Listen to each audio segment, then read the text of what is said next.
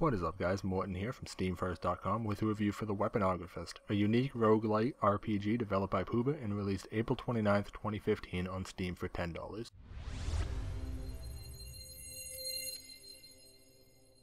The Weaponographist is a pretty simple roguelite game. It has great humor, a good story, and most importantly, fast-paced and very fun gameplay. It's not completely flawless, but it's pretty close. I do want to point out that this review is based on the demo, but I feel the only part I can't fully review is the story.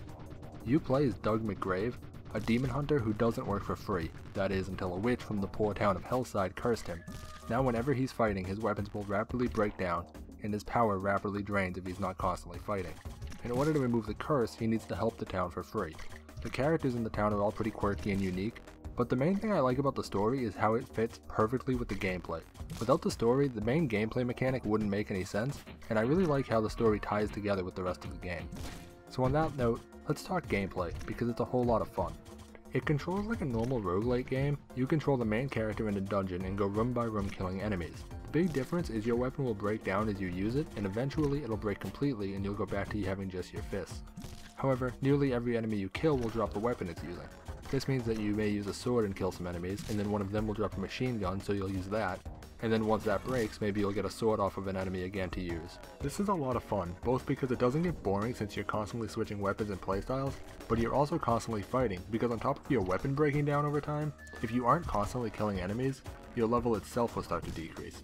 Killing enemies grants experience, and leveling up gives you a lot of extra damage to all weapons, but if you slow down or stop killing things, then you'll start to rapidly degrade in level. Both mechanics combine to give the game a really fun and chaotic feel.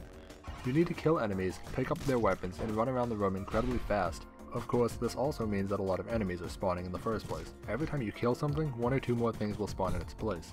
And there are a ton of different types of enemies, which means there's a ton of different weapons to use. Some are long range, some are melee range, and they all play slightly differently.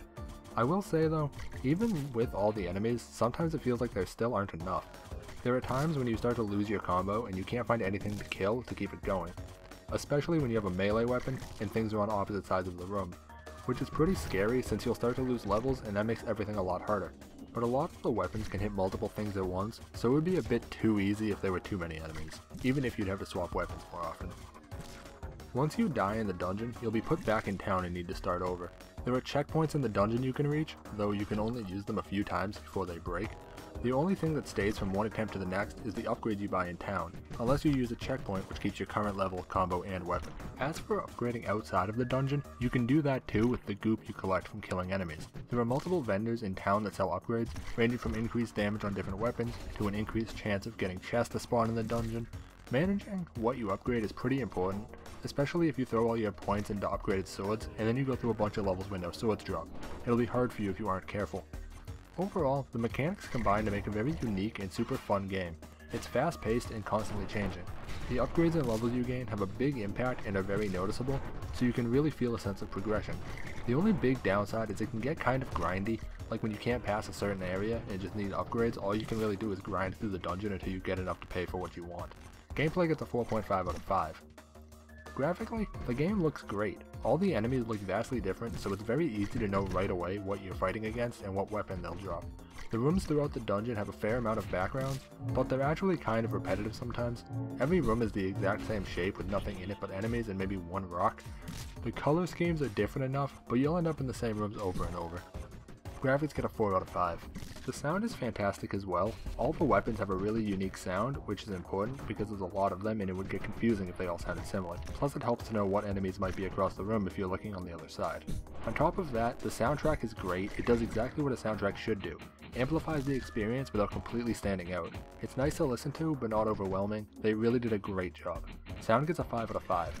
There's also a ton of replayability. For starters, this is the type of game that's meant to be played over and over again. You play through the dungeon until you die and then buy upgrades and go back in. But on top of that, there's a hardcore mode where you need to clear the whole thing without dying. There's a fair amount of achievements to get as well, so there's definitely plenty to do. As long as you enjoy the core gameplay, you'll get a lot of hours out of this game for sure. Replayability gets a 4.5 out of 5, only because it won't change much and could get repetitive after a while of playing. Overall, the Weaponographist is a fast-paced, chaotic game that's a lot of fun with a ton of good points and not very many negatives. It's not a flawless game, but it's incredibly enjoyable and definitely worth checking out, especially since it has a free demo to try. It's very easy to get into, but there's also a fair amount of depth with the sheer number of weapons and upgrades to get. Overall, the Weaponographist gets a 4.5 out of 5, with the only real downsides being it can feel kind of grindy at times, and the rooms in the dungeon are all pretty similar, but neither of those are big faults in a game as fun as this.